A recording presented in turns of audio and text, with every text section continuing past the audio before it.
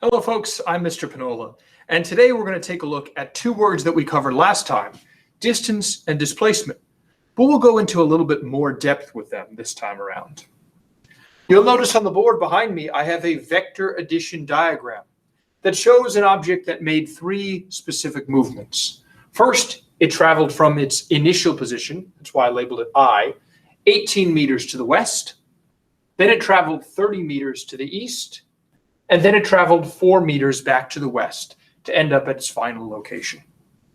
I'm going to start off our lesson today by doing something that you're probably already familiar with. We're going to first find the distance, which is basically how far the object traveled along the specific path that it went on. To do that, all we need to do is just add up the movements that it made. 18 meters plus 30 meters plus 4 meters. If we do that math out, we'll find that the total distance traveled in this case is 52 meters. You'll notice I specifically chose meters as our unit here because, as you may or may not know, meters is the SI unit for distance and for displacement. And that means if you have a choice when doing calculations, scientists prefer your measurements to be made in meters over any other unit. Obviously, you can use other units, but if you're going to use calculations, as we will later on, meters is the preferred and SI unit to measure both distance and displacement. But to find displacement, we have to go about that a little bit differently. As you might remember from the last time we encountered a problem like this, we're going to pick one direction to be positive and one direction to be negative for ourselves. So I'm going to make 18 meters positive, since I'll say that west will be positive. I'll make 30 meters, since that's the opposite direction, negative. And then I'll make 4 meters positive. To find the displacement of the object, I now just have to add up, taking into account the negatives. So here I would do 18 meters minus 30 meters plus 4 meters. Doing that math out would yield a displacement of -8 meters. And as we know from our setup, we declared anything going to the east to be negative. And so that -8 meters, really what that just means is that the displacement is 8 meters east in our diagram.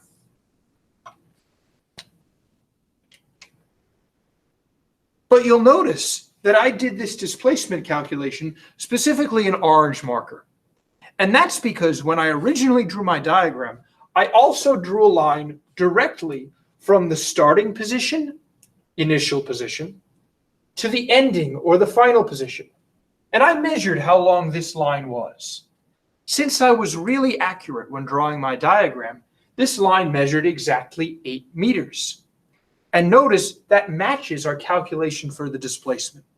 So as we've come to learn from the last video, displacement is really a measurement of just how far you have traveled in total from your starting position to your ending position, not taking into account the path that you went. Here, this person simply ended 8 meters to the east of where they started. And that's what I got when I did my displacement calculation. But today, we're going to take a look at displacement in a different way. And that's because in the example you just saw, we focused on 1D motion. Or in other words, one-dimensional motion. Maybe you've heard of 3D or three-dimensional, which are those movies that pop out of the screen at you where you might have to wear those special 3D glasses.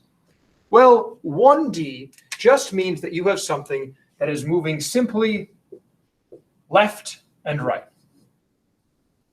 Sort of like this line is showing something going left and right.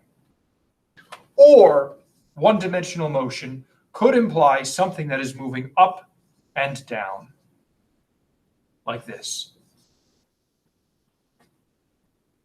But if an object is truly experiencing one-dimensional motion, it can only move left and right or it can only move up and down. It cannot do both of these things at the same time. Whereas two-dimensional motion, an object can move left and right at the same time, and at the same time that it is moving up and down.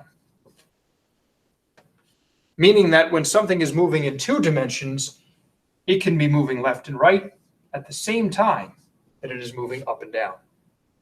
So for example, something following this diagonal line would be moving in two dimensions because it has the left-right motion and it has a little bit of up-down motion.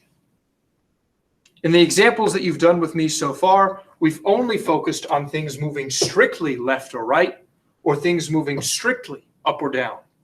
But now we're going to see if we can combine them and use our knowledge of distance and displacement to still solve problems, even with something that is not only moving in one dimension. Here's an example now of an object that has moved in two dimensions. Here is something that's moving to the north 2 meters, then to the east 5 meters, and then back again to the north another 12 meters. Now, it might look a little bit more complicated, but I can still have you find distance and displacement for this diagram as well. The way we find distance is pretty similar to how we would have before. Remember, distance is just how far you've traveled along the path you took. So to find distance in this example, all we have to do is take 2 plus 5 plus 12.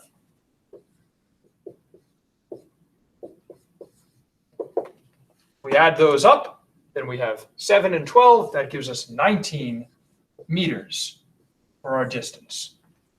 And remember, no direction associated with distance because you're constantly changing direction. However, displacement now gets a little bit tricky.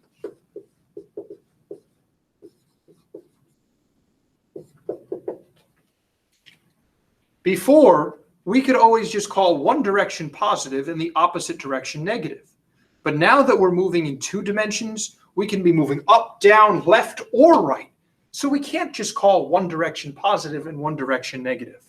Instead, we have to use the true definition of displacement, which basically says that it's how far the person or object ended up from where they started. So let's show my initial position here with an orange dot. And let's show my final position here with an orange dot.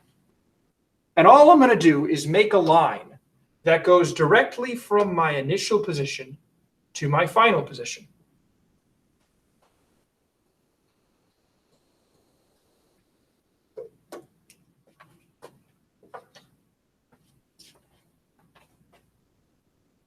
Now, this is not to say that the object actually moved along this line.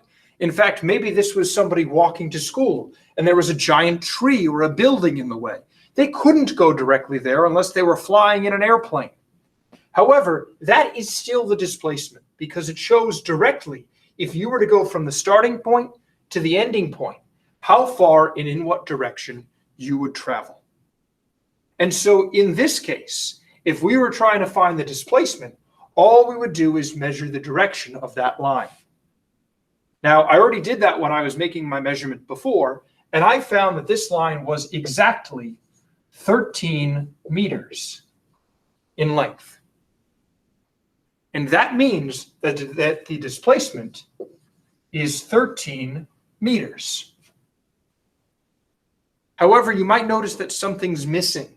We don't have a direction associated with this. So, since this object traveled from the initial point to the final point, it moved north and it moved east. We're going to say that it traveled a displacement of 13 meters northeast. As we combine the directions and we say that you have traveled from your start to your ending point 13 meters in the northeast direction. This would be the way that I can measure my displacement by simply drawing a line from the starting to the ending point, rather than focusing on the path the object actually took. Let's see if we can focus on how this works by observing the motion of a toy in 2 dimensions. I'm going to turn the toy on and watch its motion for a couple of seconds. You should notice that the toy moves in 2 dimensions and that we can get a sense of its starting and its final positions. I'm going to mark this space with a dot, noting where the toy is going to begin.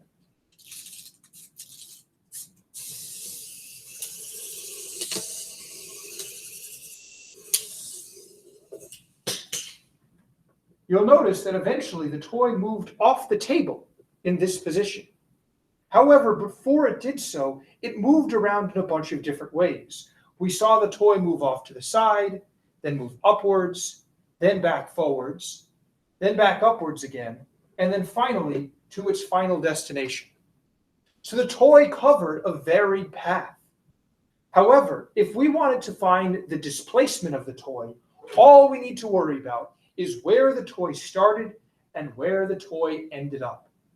If I take out my meter stick and I make a simple measurement, we'll find that even though the toy traveled many, many centimeters on its path, if we measure directly from the start to the end, it only traveled 39 centimeters. And therefore, according to your perspective, the toy essentially traveled 39 centimeters downwards. That would be the displacement of the toy in the example that we just worked with. However, if we wanted to find the distance, we would have to find out how many centimeters each motion the toy took was and add up all of those values.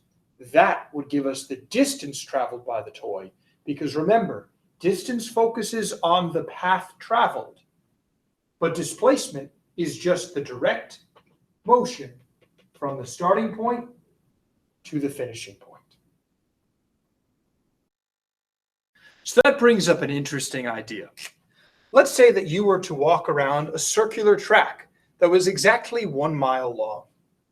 If you started at the starting line, walked around the whole track, and ended up right back where you started, you would cover a distance